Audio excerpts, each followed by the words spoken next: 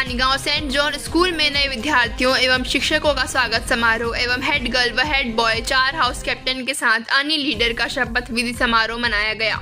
इस समारोह में मुख्य अतिथि के रूप में काटाफोड़ थाने के सब इंस्पेक्टर श्री कैलाश नारायण परमार जी थे। साथ ही महिला कांस्टेबल रेखा बडोले, शिव कुमार सिंह, बिजवाड़ चौकी प्रभारी Shri Dilip Betwal, school director father एवं पीटीए अध्यक्ष व सदस्य भी उपस्थित थे।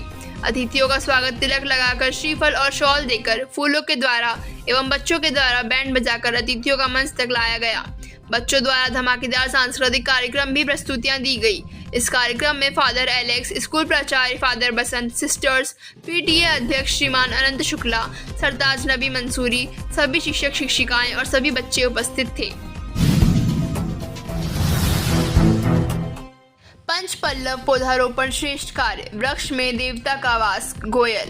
दादाजी धुनीवाला दरबार अजनास रोड प्रस्तावित स्थल खातेगांव में दादाजी धाम पर पौधारोपण का आयोजन किया गया। पौधारोपण आयोजन के मुख्य अतिथि संतोष गोयल अग्रवाल समाज केंद्रीय समिति पूर्व अध्यक्ष थे। कार्यक्रम की अध्यक्षता गोविंद गर्ग पंचायत अध्यक्ष ने की। विशेष अतिथि अशोक अग्रवाल पंचायत पूर्व अध्यक्ष, कल्याण अग्रवाल, नरेश मित्तल इंदौर थे। सर्वप्रथम अतिथियों ने दादाजी धुनीवाला दरबार खातेगांव स्थल पर आम का पौधा लगाकर पौधारोपण किया। इस अवसर पर संतोष गोयल ने कहा कि दादाजी धाम में पौधारोपण कर हमने बहुत ही पुनीत कार्य किया है। निश्चित ही आने वाली पीढ़ी दादाजी की छत्र छाया में इस पौधे से लगे मीठे फल आम का सेवन करेंगे और दादा धाम में यह पहला अवसर है जब हम लोगों ने इस प्रकार का सुंदर कार्य खातेगांव में किया। निश्चित ही गुरुदेव दादा भाई के द्वारा पंच पल्लव पौधारोपण का जो अभियान प्रत्येक अमावस्या पर नर्मदा तट पर प्रारंभ किया गया है, बहुत ही श्रेष्ठ है। इस प्रकार का कार्य संतों के सानिध्य में यदि करने का मौका मिले तो निश्चित ही हम सबके लिए यह गौरव का क्षण है।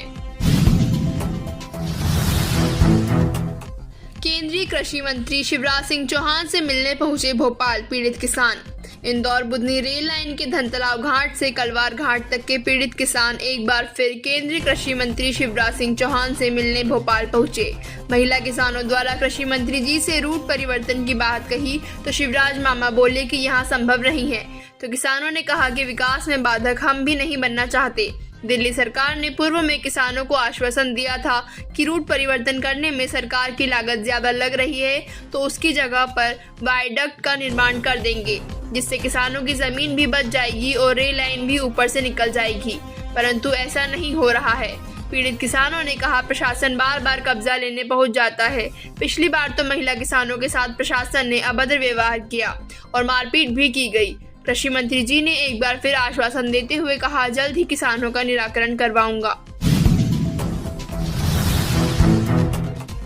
17 करोड़ रुपए की नहर पहली ही बारिश में बह गई। नहर की गुणवत्ता पर फिर उठे सवाल, ठेकेदार पर अब तक नहीं हुई कार्यवाही। कन्नौज के पास चंद्रकेश्वर मध्य परियोजना की मुख्य नहर जिसकी लागत लगभग 17 करोड़ रुपए है, एक बार फिर सवालों के घेरे में आ चुकी है। सत्र की पहली ही तेज बारिश में रविवार को ग्राम भेरपुरा में नहर कई जगहों से उखड़ गई और बह गई।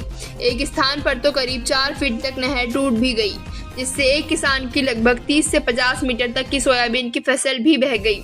घटना के बाद मौके पर मरम्मत का काम तो करवा दिया गया, लेकिन अन्य स्थानों की दरारों और टूट फूट को नजरअंदाज कर दिया गया। यह पहली बार नहीं है जब इस नहर की गुणवत्ता पर सवाल खड़े हुए हैं और निर्माण के समय भी कई बार यह नहर टूट चुकी है। तब अफसरों ने मामले को रफा दफा कर दिया था, जबकि उस समय भी अलग अलग लोकेशन पर दरारें साफ दिख रही थी। अब एक बार फिर बारिश ने नहर की असलियत उजागर कर दी है। सवाल ये है कि जब नहर अभी पूरी तरह तैयार भी नहीं हुई है और इतनी जल्दी बह गई, तो जब यह चालू होगी तो कितने दिन टिकेगी। 17 करोड़ रुपए की लागत से बनी यह नहर जनता की उम्मीदों और किसानों की जरूरतों को पूरा करने से पहले ही तकनीकी लापरवाही की भेंट चढ़ती दिख रही है।